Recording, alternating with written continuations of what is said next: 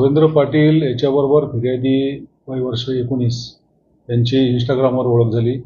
त्यानंतर फिर्यादीला आरोपीने आमिष दाखवलं की तुला एअरपोर्टला मी नोकरी लावून देतो, कागदपत्र घेऊन ये. त्याप्रमाणे त्याने फेब्रुवारी महिन्यात तिला त्याच्या ऑफिसला बोलवलं. त्या ठिकाणी त्याने सदर तरुणीला आईवडिलांना मारून टाकेल अशी धमकी देऊन तिच्याबरोबर शारीरिक संबंध केले. आणि त्यानंतर सुद्धा नंतर 29 मार्चला त्या महिलेला परत बोलवलं त्याने आणि त्यावेळी सुद्धा तुझ्याबरोबर जे काही मी शारीरिक संबंध केले त्याचे व्हिडिओ व्हायरल करेल अशी धमकी दिली. आणि तिच्यावर सोन्याची चेन चोरल्याचा आळ आणून तिची झाडती घेतली त्याने.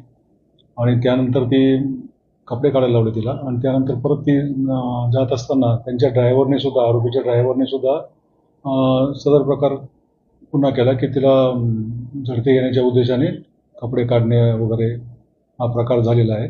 सदर प्रकरणी गुन्हा नोंद केलेला आहे आणि पुढील तपास चालू आहे.